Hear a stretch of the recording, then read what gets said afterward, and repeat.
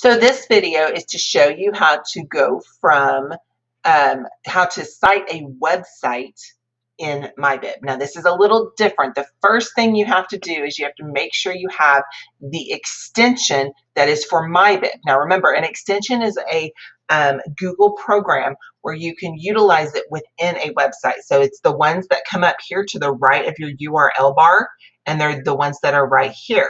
This one right here is the MyBib. It's a book with an up arrow. If you don't have it, you can go to the Google Web Store and extensions and type in MyBib, and you will find the extension and you can add it.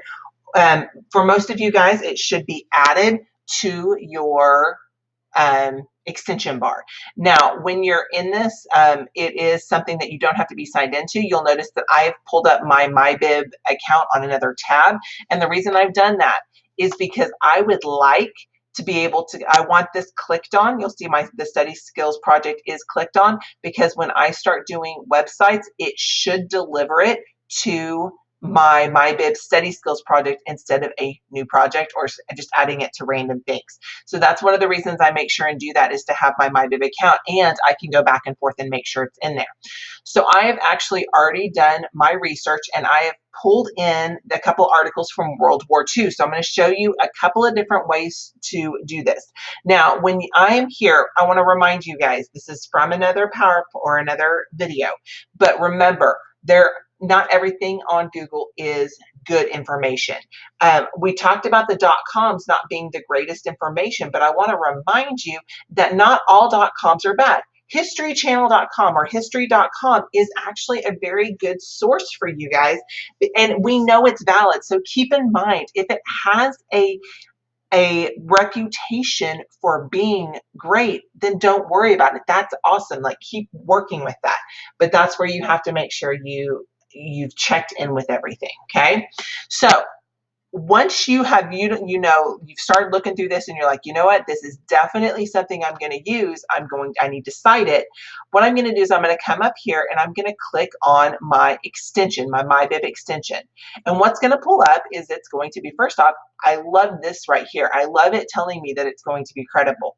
But what I need you to do is, I would like you to click in this area, because we might need to edit it. Or hold on, sorry, you have to actually click edit. Okay, so if it highlights it blue, it's not ready. Go out of it and then kind of come in from this side and hit edit. And I want to make sure that it's correct. First off, there is no author. You'll notice underneath here it says history.com editors. That means a group of people came together and wrote this together and are not getting individual credit. They're doing it as a group. So that's why this has changed to organization. If I wanted to change it to an author, I could go there if I needed to. Then title of web page. There it is right there, World War II. I'm not asking for the title of the company who did it. I'm asking for the title of this specific web page, and it is World War II. What is the website name? History. I know, we know this is History Channel, but this is actually the history.com. Okay.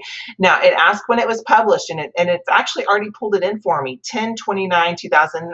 Now you're probably like, okay, where did they get that from? Sometimes it is in this area. Sometimes it's at the top of the article. Other times it might be, I'm going to scroll all the way to the bottom. It might be towards the bottom, and I think I went too far. I apologize. And sometimes it's just the fact that this website knows. It knows when it was done, and so you have to be really careful with that. I'm going to try to do this one more time.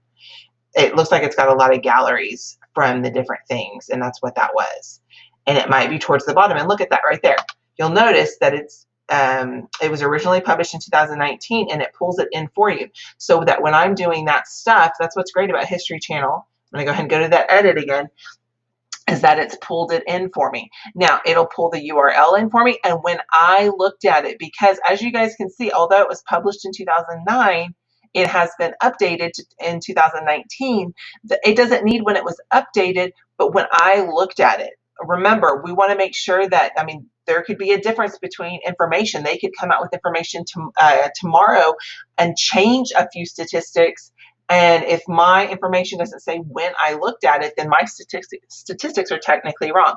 So I've looked at that. I'm going to go ahead and click update. And then I'm actually going to click save to project. Now, once I click that save to project, because I was clicked on study skills, it brought it into my World War II it brought it in here for me. Now you'll notice it's right here, and you'll notice it's got a blue button beside it because it actually will allow me to go back to the website, which is another reason I like doing this at the very beginning of finding the article, is because I know it saved it for me, and it also will give me in-text citation. So that's a great way to do it when it's something like this. Now I found another article. We're going to do this again so I can go through it one more time with you guys that actually has a author. Now there are times that it won't pull everything in for you and you will have to type it in, but what's great about MyBib is it gives you the ability to edit. So I'm going to go ahead and click on this real quick and go ahead and pull this in. Again, it says the source is probably credible and it pulls everything in, but I always click edit to make sure it's correct. It got Alan Taylor, it's got the first and last name there, but look at this, it doesn't have a title of a web page. So I actually need to go in and type that in, World War II after the war. Remember, we're typing in the title of the article or the title of the page that we're looking at. The website name is The Atlantic. Then I'm going to look at when it was done, October 30th of 2011, 10/30/2011. You'll notice this is in a little different of an order. Just keep that in mind. It gives year, month, day.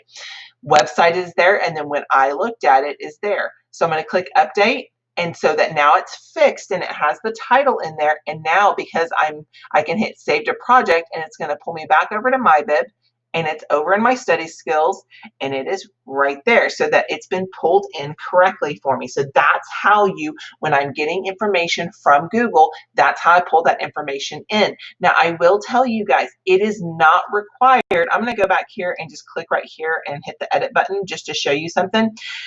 I do understand that sometimes you will not find the author. You might not find even the day it was published. But I will tell you, the better sources will have that information for you. So keep that in mind when you're looking. I'm not saying every one of them, but very much question, why is the author not on here? Why is the date they published it not on here? If I'm going to write this amazing article and have all this information from it, I'm going to want my name on it.